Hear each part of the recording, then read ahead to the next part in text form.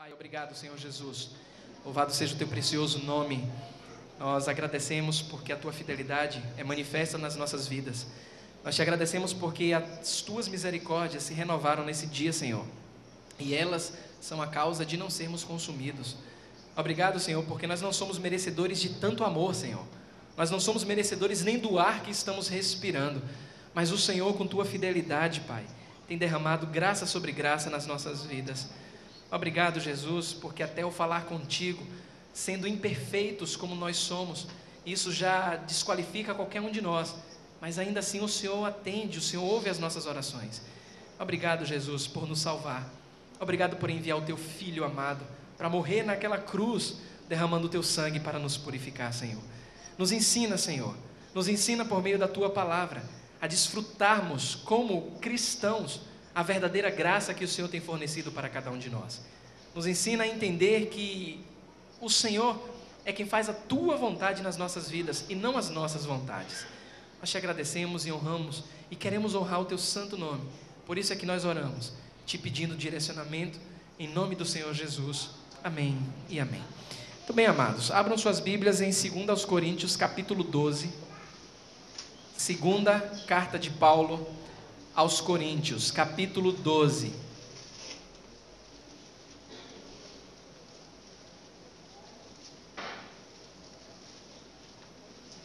Se você leu essa semana a carta de Paulo aos Coríntios, você pôde acompanhar o quanto esse homem de Deus, ele sofreu, ele foi perseguido, mas também o quanto ele aprendeu com a graça do Senhor. E nessa noite, nós vamos aprender com a palavra do Senhor algumas lições sobre a graça de Deus, para não ficarmos apenas naquilo que eu tenho falado aqui, o entendimento de que graça é favor imerecido e só isso, mas a graça ela é muito mais do que o favor imerecido, é o amor de Deus na prática, é o amor de Deus sendo todos os dias derramado nas nossas vidas. 2 Coríntios capítulo 12, a partir do versículo 7, todos encontraram? Diz assim as Escrituras: e para que não me ensoberbecesse com a grandeza das revelações, foi-me posto um espinho na carne, mensageiro de Satanás, para me esbofetear, a fim de que não me exalte. Por causa disso, 3 vezes pedi ao Senhor que o afastasse de mim. Então ele me disse: a minha graça te basta, porque o poder se aperfeiçoa na fraqueza. De boa vontade, pois, mais me gloriarei nas fraquezas, para que sobre mim repouse o poder de Cristo. Pelo que sinto prazer nas fraquezas, nas injúrias, nas necessidades, nas perseguições, nas angústias, por amor de Cristo. Porque quando estou fraco, então é que sou forte. Então, amados, nós vimos na semana passada esse contexto, esse texto, mas não observamos o contexto. Paulo, no versículo 1, capítulo 12 de Coríntios, ele explica melhor o porquê desse espinho na carne que foi permitido, que foi decretado por Deus na sua vida, para que ele pudesse crescer e desenvolver o conhecimento no Deus que ele servia. Se você notar no versículo 1 do capítulo 12, diz assim: se é necessário que me glorie, ainda que não convém, passarei às visões e revelações do Senhor. Conheço um homem em Cristo, que há 14 anos foi arrebatado até o 3º céu. Se no corpo ou fora do corpo, não sei, Deus o sabe. E sei que o tal homem, se no corpo ou fora do corpo, não sei, Deus o sabe, foi arrebatado ao paraíso. E olha só, amados, e ouviu palavras inefáveis, as quais não é lícito ao homem referir. De tal coisa me gloriarei, não porém de mim mesmo, salvo nas minhas fraquezas. Pois se eu vier a gloriar-me, não serei nécio, porque direi a verdade, mas abstenho-me, para que ninguém se preocupe comigo mais do que em mim vê ou de mim ouve. Em suma, Aqui nós temos um exemplo de um homem que tinha bastante conhecimento a respeito de Deus, um homem que tinha bastante conhecimento a respeito das Escrituras, um homem que foi levado ao paraíso, que ouviu coisas tremendas, mas que foi posto um espinho na carne deste homem, para que ele não viesse a se gloriar. Irmãos, Paulo, quando chega nessa parte da sua carta, ele quer mostrar para os irmãos e para todo cristão que é necessário, mas é necessário passar por lutas e provações. É necessário, muitas vezes, Deus colocar, decretar, permitir, como você quiser, que um mensageiro de Satanás venha esbofeteá-lo. É necessário passar por lutas muitas vezes. É necessário ser privado de muitas coisas, muitas vezes, para que venhamos aprender e desfrutar do real significado que a graça tem.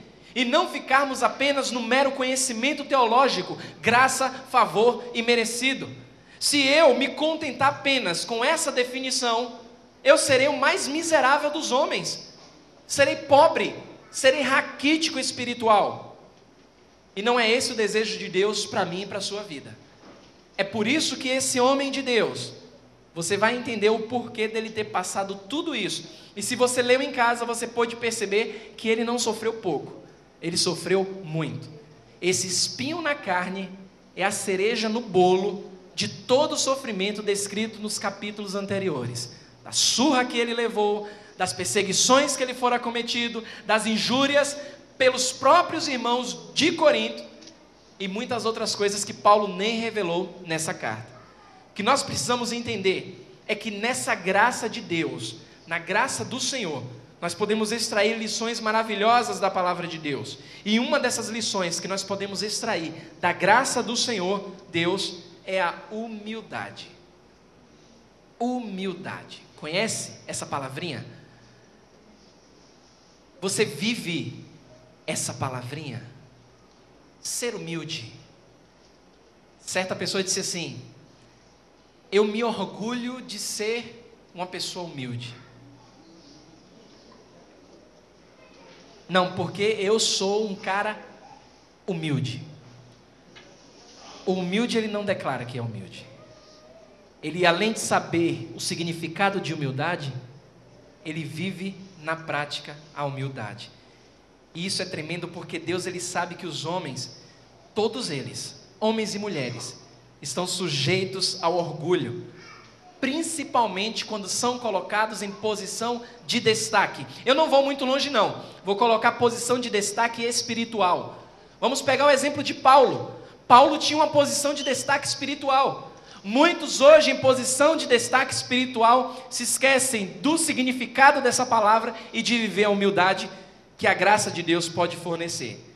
Por isso é que Deus usa oposição, por isso é que Deus usa sofrimento para ensinar que a sua graça, nós podemos, da graça do Senhor, extrair a humildade. Paulo, amados, se você acompanhou, se você apenas não leu, mas se você meditou nas Escrituras, se você meditou, porque tem uma diferença e um abismo muito grande entre ler a palavra do Senhor e meditar. Se você meditou nessa semana, você pôde aprender, não tenho dúvidas disso, que Paulo talvez fosse o homem que mais, de maneira espiritual, eu quero falar aqui, ele foi privilegiado.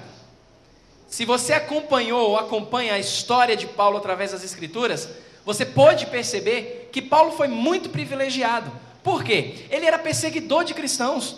Ele ordenava que se matasse os cristãos, que se torturasse os cristãos. Mas ele foi um homem privilegiado porque o próprio Senhor apareceu a ele. Não uma, nem duas vezes, pelo menos 4 vezes. Deus, na pessoa de Cristo, apareceu àquele homem. Deus se revelou àquele homem. Hoje nós nos contentamos e felizes somos em nem ver ao Senhor aqui, mas pela fé que a palavra descreve, nos contentamos em saber que Ele está aqui. Mas imagine Paulo. Paulo teve o privilégio, no livro de Atos mesmo, você pode acompanhar a trajetória dele. Deus em 4 momentos, na pessoa de Cristo, aparece, se apresenta para aquele homem. Ele foi um privilegiado, amados. A graça de Deus na vida dele foi abundante. O que é que isso nos ensina? que ele recebeu essas visões, esse privilégio do próprio Deus se manifestar a ele, não foi por acaso, foi para um propósito específico, para que Paulo se tornasse mais e mais humilde, uma pessoa humilde. E por causa dessa natureza, dessas revelações que foram descritas aqui em 2 Coríntios capítulo 12, Deus colocou um espinho na sua carne. Aí fica a dúvida: Paulo se orgulharia? Paulo estava orgulhoso? Paulo estava se exaltando? Deus sabe. E no entanto, colocou aquele espinho na carne. Essa expressão espinho na carne é interessante porque a gente imagina muitas coisas. Que tipo de espinho é esse? O que era que Paulo tinha em mente quando ele foi afligido e ele declarou que foi colocado um espinho na carne dele? A ilustração aqui, no original em que foi escrito, só para você ter uma ideia, não sei se você já viu em algum filme que alguns soldados romanos, eles utilizavam como método de tortura pegar espinhos de mais ou menos 15, 16 centímetros de uma determinada planta. Amarrava-se alguns algozes e com as mãos presas, eles vinham com esses espinhos e por debaixo das unhas, eles cravavam esses espinhos de maneira lenta e muito dolorosa. Não sei se você já entrou uma farpa entre a minha unha e a minha pele. É uma dor terrível, uma pequena farpa. O que Paulo está descrevendo aqui, desse espinho que foi posto na carne dele, é como se vários desses espinhos cravassem todas as suas unhas. Tudo isso, e ele mesmo revela, para que ele não viesse o quê? Se exaltar, se orgulhar. Essa é a ideia do espinho na carne. Tudo para ensinar humildade àquele grande homem de Deus. O que é que isso tem a ver com graça? Vá guardando isso porque faz parte de um contexto maior. O que é que podemos aprender além de humildade com a graça do Senhor? A graça colocada na prática. A dependência. Dependência de Deus. Você quer ver uma coisa? Hoje alguns jovens, a maioria deles, claro que os daqui da Igreja Batista Esperança não, acho que nem pensaram nisso, mas a maioria dos jovens hoje pelo mundo, eles pensam assim, não vejo a hora de ter a minha maioridade para ser independente. Aqui, claro que ninguém nunca pensou isso, são jovens centrados, estão tocando para o Senhor, vão depender dos pais. Às vezes algumas mães ligam desesperadas: pastor, ora por mim porque a minha filha está me desobedecendo, o meu filho, ele é rebelde, e eu não sei mais o que fazer. Eu pergunto: peraí, seu filho tem quantos anos? Tem 28, tá certo, tá morando com você? Tá, então você é o rei do seu lar e você é a rainha do seu lar. Ele tem que obedecer e depender de você. Não é ele que dita as regras ou ela que dita as regras. Mas ninguém quer depender hoje, porque diz assim: não, eu já sou maior de idade, eu sou independente.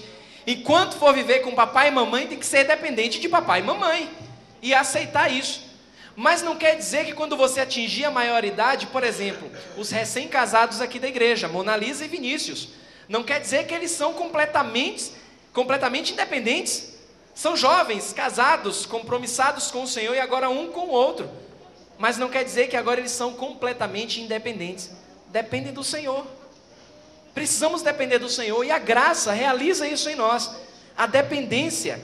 Porque, irmãos, frequentemente outros cristãos, eles são canais da graça de Deus. É verdade, Deus pode usar irmão Sidney para abençoar uma pessoa, pode usar irmão Varjão, tem usado irmão Varjão para abençoar as pessoas no trabalho de evangelismo, mas Sidney não é a fonte da graça de Deus para criar uma dependência em Deus. Varjão também não é. O que a graça nos ensina é que nós precisamos depender de Deus, porque nós somos fracos, temos a tendência de nos voltarmos para as pessoas, para buscar a graça de Deus. Não, eu tenho que buscar dependência em Deus, porque a graça tem que gerar em mim dependência em Deus. A gente fica feliz quando Deus usa um irmão para abençoar a vida de outro, mas eu tenho que criar dependência em Deus, porque a graça dele que gera isso nas nossas vidas. Foi essa a reação de Paulo. No versículo 8 ele disse: por causa disso, 3 vezes ele fez o quê? Versículo 8, 3 vezes pedi, 3 vezes orei. Tem uma outra versão que diz: 3 vezes roguei ao Senhor. Ele gritava a Deus, porque rogar é pedir, é apelar. E percebam que essas palavras de Paulo, ele diz: por causa disso fui ao Senhor, orei a Deus, clamei, não uma, nem duas, mas 3 vezes. Dependência. Ele entendia da graça de Deus. Ele falou que pela graça nós somos salvos, mas ele dependia de Deus. Percebam que ele não recorreu a nenhum irmão de Corinto. Ele não recorreu a nenhum fator exterior, o que muito acontece nos dias de hoje. As pessoas estão dependendo mais uns dos outros para conseguir as bênçãos de Deus. E nós temos a fonte das bênçãos, é o próprio Senhor. É clamar a Deus. Eu posso, ser abençoado pela vida dos irmãos? Podemos, mas a fonte das nossas bênçãos, ela está em Deus. Paulo, ele não vai procurar nenhum terapeuta, ele não vai fazer nenhum seminário para criar essa dependência de Deus. Nós precisamos entender que a graça, ela gera dependência, tem que gerar dependência em nós, e precisamos rogar ao Senhor. 3 vezes rogando a Deus, 3 vezes Deus disse para ele não.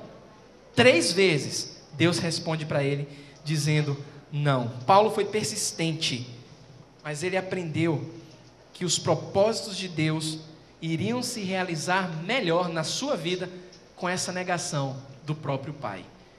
Às vezes a gente não sabe entender o não de Deus. Talvez Deus esteja dizendo não para você porque Ele quer que você crie um laço de dependência da graça dEle. E às vezes você reclama com Deus, você não aceita, você não quer, você não ouve. A graça do Senhor também nos ensina que ela é suficiente. Olha o que é interessante nesse texto, é que Paulo, ele ficou contente com a resposta de Deus. O que acontece muito nos dias de hoje é que muitos cristãos não ficam felizes quando Deus diz não, quando Deus atrasa a bênção.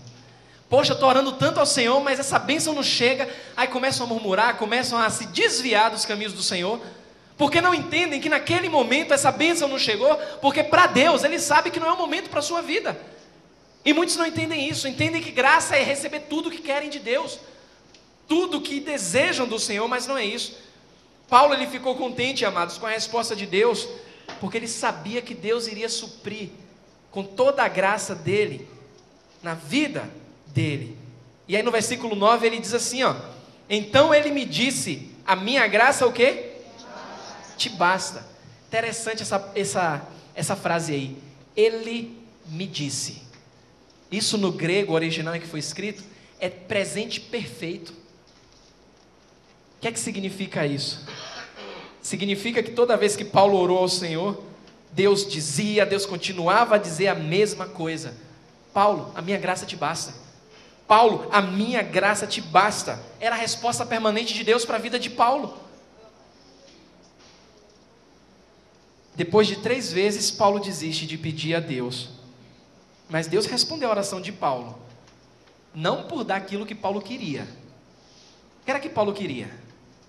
Que aquele espinho fosse retirado. Mas Deus respondeu aquilo que Paulo precisava. Ele não tirou o problema, não tirou a dor de Paulo, mas ensinou que Paulo poderia superar, poderia viver aquela graça que era suficiente para a vida dele. Paulo agora tinha uma base espiritual para lidar com aquele problema. É por isso que isso é muito covarde quando a igreja diz assim, venha para cá porque aqui você vai ter a bênção que você precisa. Venha para cá porque aqui você vai sair melhor. Não existe isso na Bíblia. Achei interessante que no Facebook, sempre eu trago alguma do Facebook aqui, colocou assim, uma fotinha com um sorriso, um rosto amarelinho sorrindo, e disse assim, um rosto triste, chorando, dizendo assim, é assim que muitas vezes eu entro na igreja. E a outra foto tinha um sorriso sorrindo, e é assim que muitas vezes eu saio. Deveria ser o contrário. A palavra do Senhor deveria nos constranger a tal ponto de eu entrar sorrindo na igreja e sair chorando. Porque a gente aprende com a palavra do Senhor que Deus não está aqui para fazer o que a gente quer, mas Deus sabe do que a gente precisa e faz aquilo que a gente precisa. Paulo se alegrou nessa dor, Paulo se alegrou nesse sofrimento que ele passou, porque Deus respondeu a oração dele, não como ele queria, mas como ele precisava. E às vezes a gente quer, a gente busca, a gente deseja, e se esquece de desfrutar de toda a suficiência da graça do Senhor nas nossas vidas. Você quer ver o que você pode aprender com a graça também? É que a graça te dá poder em meio ao sofrimento. Porque, amados, em meio a sofrimentos que as nossas fraquezas são reveladas, mas também em meio aos sofrimentos o poder de Deus é revelado. Eu não quero minimizar aqui o sofrimento de ninguém, não quero dizer que você saia por aquela porta sorrindo porque você está sofrendo, não. Mas com certeza, quando você entende o significado da graça, você tem poder para lidar com o sofrimento. Todos nós passamos por sofrimentos, todos nós. De crianças aos mais velhos. Claro que em graus diferenciados. Mas todos nós passamos por sofrimento. O que nós precisamos aprender com a graça de Deus é que ela nos dá poder para lidarmos com esse sofrimento. Imagine, a pior coisa é você estar no sofrimento e não saber lidar com ele. Você quer ver uma coisa? Muitos estão sofrendo hoje, mas não sabem o que fazer. Muitos que estão aqui hoje, com certeza estão passando por alguma dificuldade, mas eu não tenho dúvidas que muitas vezes você não sabe o que fazer. Você louva, você ora, você vem na igreja, você oferta ao Senhor, mas você não sabe o que fazer. E muitos se desesperam. Por que isso acontece? Porque não sabem desfrutar do poder que Deus deu através da graça para lidar com o sofrimento. Paulo aprendeu. Paulo é melhor do que eu, é melhor do que você? Não é. Ele mesmo disse: eu sou o mais miserável dos pecadores. Mas ele aprendeu a viver na prática a graça de Deus. Ele aprendeu a encarar que a graça dava poder para ele suportar. Ele diz no versículo 9: porque o poder se aperfeiçoa onde? Na fraqueza. Irmãos, nós precisamos louvar a Deus pelas adversidades. Porque é na adversidade, a adversidade é a ocasião em que o poder de Deus é mais evidente nas nossas vidas. Tem aquele crente que sofre, mas ele está murmurando, ele está fofocando, ele está discriminando todo mundo, ele foge dos caminhos do Senhor. Isso não é poder de Deus na fraqueza, não. Isso é poder de fraco na fraqueza. Poder de homem na fraqueza, que murmura.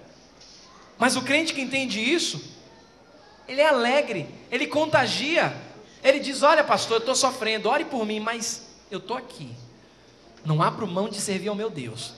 Olha, eu tenho orado, pastor, meu Deus, não vejo Deus responder, Deus não usa ninguém para me falar nada. Parece que Deus me abandonou, mas eu não vou crer assim. Deus, Ele está comigo porque eu sou filho dEle, fui comprado com o sangue dEle. Isso é poder de Deus na fraqueza de um homem que depende do Senhor. E por fim, que nós podemos aprender, tirar de gracioso, é que a própria graça de Deus nos traz contentamento em qualquer que seja a situação, meus amados. Paulo nos dá um princípio aqui chave no versículo 10. No versículo 10 ele diz assim, ó: pelo que sinto prazer onde? Nas fraquezas. Só nas fraquezas? Nas injúrias. Mais o quê? Onde mais? Que mais? Por amor de quem? De Cristo. Ele tem contentamento. Por isso que isso aqui não é ensino. Eu não sei porque muitos líderes espirituais têm medo de ensinar isso. Dizer que o crente não sofre. Estão maltratando os cristãos, os filhos de Deus, quando fazem suas propagandas enganosas. Pare de sofrer, venha para cá conquistar sua bênção. Os filhos de Deus sofrem, mas os filhos de Deus têm algo extraordinário. Eles vivem a graça do Senhor. Eles podem se contentar no sofrimento. É o que Paulo está dizendo. Eu tenho prazer, alegria nas fraquezas, nas injúrias. Estava conversando com um jovem conhecido aqui. Ele fez uma certa viagem. Ore por ele, Deus sabe quem é. E aí estava conversando no Facebook. E aí ele disse assim: poxa pastor, eu estou triste porque investi dinheiro para essa viagem, fui para o outro lado, atravessei o Atlântico, mas a coisa parece que não está andando. Eu preciso de uma ajuda. Eu aconselhei esse jovem. E a gente bateu um bom papo. Aconselhamento via Facebook. Facebook é uma ferramenta de trabalho, viu? Para quem sabe utilizar, é uma ótima ferramenta de trabalho. E aconselhei aquele jovem durante algumas horas. E no final do aconselhamento eu disse assim para ele: perceba, meu jovem, o seguinte. Perceba que cada vez que nós como povo de Deus, nos esforçamos, nos empenhamos em ler a palavra, nos empenhamos em orar ao Senhor, nos empenhamos em sermos fiéis a Deus, ainda que seja impossível porque nós somos infiéis. Ah, como somos infiéis! Mas perceba que no momento de perseguição, de injúria, de tudo aquilo que a gente não entende, Deus sempre tem uma bênção maior. Aí ele disse assim, me dê um exemplo. Aí eu contei um pouco, algumas histórias que eu passei. Vinha sofrimento, mas vinha uma bênção maior que sofrimento. Mas isso não aliviava não, o sofrimento eu sabia que viria depois, mas eu não tinha dúvidas, as bênçãos seriam maiores. E é assim, quando eu falei isso para ele, ele disse, é verdade. Isso é verdade. Eu falei, eu não sei de sua vida, a gente não conversa muito, mas eu não tenho dúvidas que isso acontece também com sua vida. E também não tenho dúvidas que isso acontece na sua vida que está aqui. Percebam, volte os seus olhos, o seu pensamento no passado. Aquilo que você sofreu foi perseguido. E aí você orou ao Senhor, você dedicou, aí veio a bênção. Quando menos você esperou, a bênção apareceu. Mas de repente veio uma perseguição maior. E lá na frente, uma bênção maior. Sem você pedir nada.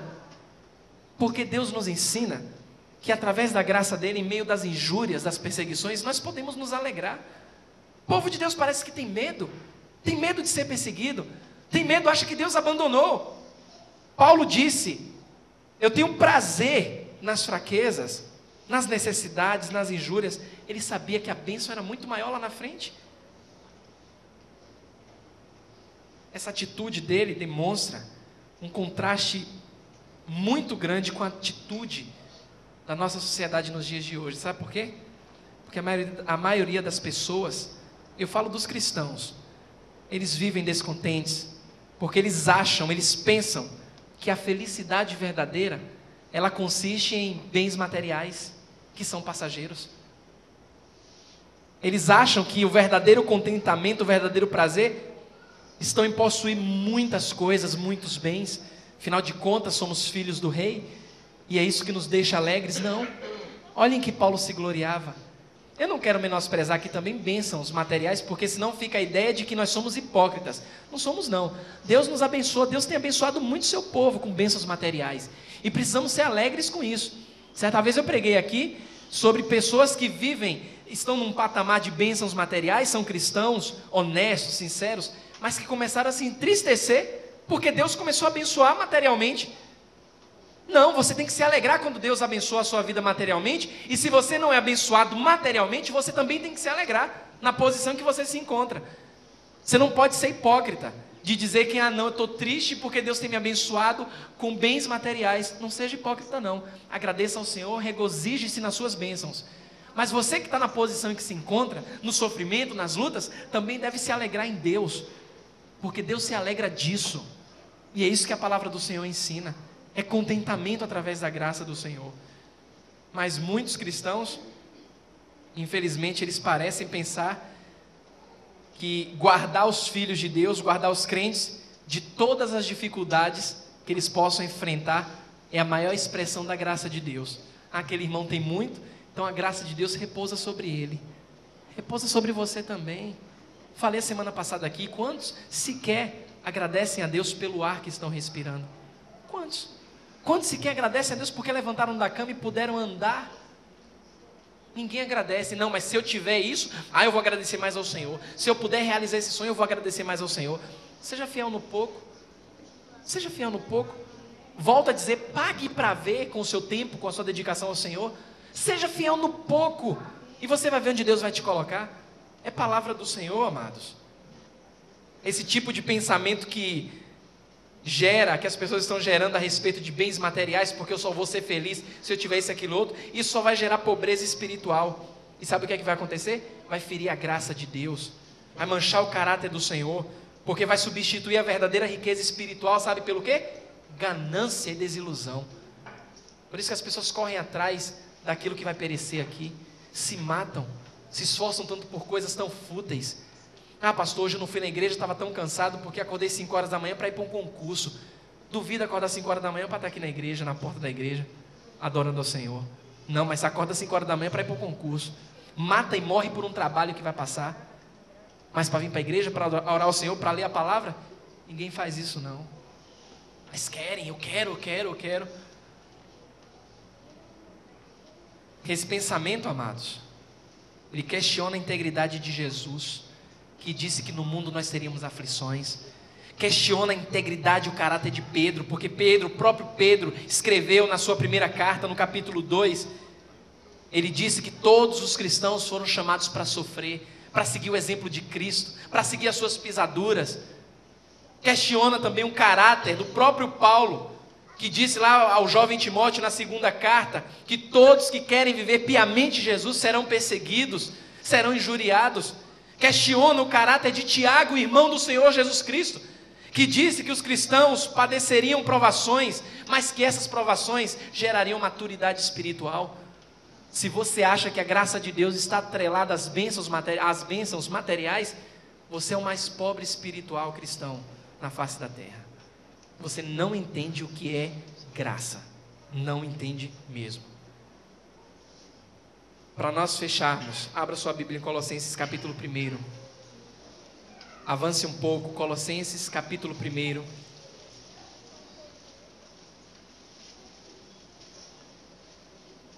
Olha o que ensina a palavra de Deus. Colossenses 1,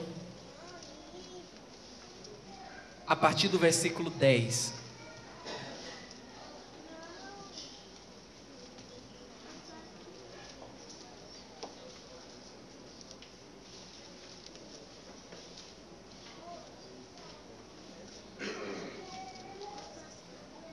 Colossenses 1,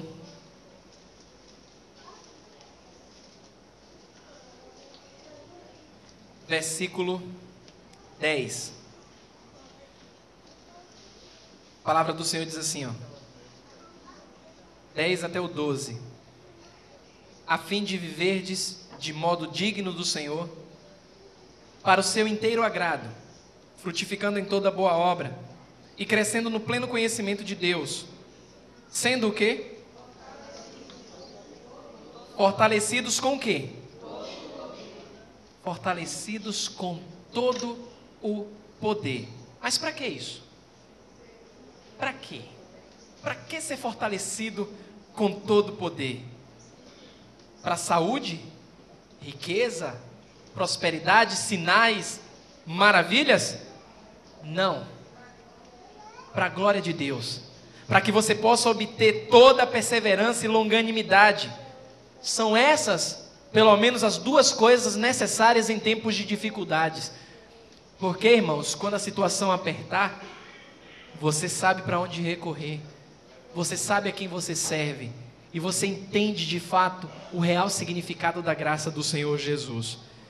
Isso não é uma promessa de vivermos sem problemas, amados, mas é uma promessa que nós vamos receber poder de Deus. Não é poder de pastor, não é poder de pastora, de irmão, de irmã, não. Nós vamos receber poder de Deus para suportar, para lidar com qualquer que seja a dificuldade que vai vir nas nossas vidas, que venham nas nossas vidas, porque elas são inevitáveis. Como é que nós vamos suportar tudo isso? Com alegria, dando graças a Deus, ao nosso Pai, porque nós possuímos uma herança incorruptível, uma herança eterna, e isso já é suficiente. Deus tem dito para mim, tem dito para você: a minha graça te basta. Pai, obrigado, Senhor Jesus. Louvado seja o teu maravilhoso nome. Obrigado, Senhor, por esse alimento nas nossas vidas, Pai. Nos ensina, Senhor, dia após dia, a conhecer mais do Senhor, a vivermos essa graça, Senhor, a desfrutar da maravilhosa graça do Senhor. Nós cantamos aqui que nós temos a tua graça, nós lemos na palavra, na tua palavra, que temos graça sobre graça, Senhor, mas precisamos viver essa graça do Senhor. Te pedimos, Senhor, orientação, para que possamos de fato conhecer mais ao Senhor e desfrutarmos de todos os recursos que o Senhor nos tem dado. Obrigado porque nós somos suficientes em Cristo Jesus. A tua palavra é suficiente para as nossas vidas. O Senhor é suficiente para as nossas dificuldades. Muito bom, Senhor, saber que a qualquer momento nós podemos nos achegar ao Senhor. Nós podemos falar contigo a qualquer hora do dia. Nós podemos buscar a tua palavra. Os dias são maus, Senhor. As dificuldades nos apertam. Mas em nome de Jesus, não serão difíceis de lidar. Não serão maiores do que a tua graça. Por isso nós te agradecemos, Senhor, por nos esclarecer, por nos ensinar como desfrutar da verdadeira graça que vem do Senhor. Obrigado por essa noite, Senhor. Leva-nos em paz para os nossos lares. Nos dá uma noite tranquila, Senhor, para que quando chegarmos nos nossos lares, ao colocarmos as nossas cabeças nos nossos travesseiros, Senhor, venhamos a ser gratos ao Senhor. Ainda que não tenhamos travesseiro, Senhor, mas tivermos um pedaço de pano, é bênção do Senhor, porque o Senhor nos ampara, o Senhor nos acolhe, e o Senhor nos avisou que nós passaríamos perseguições. Muito obrigado, porque o Senhor está sempre conosco. Oramos a Ti, agradecidos por tudo, em nome de Jesus. Amém e amém. Que a graça do Senhor Jesus Cristo, que o amor de Deus e a comunhão do Espírito Santo esteja com cada um de vós.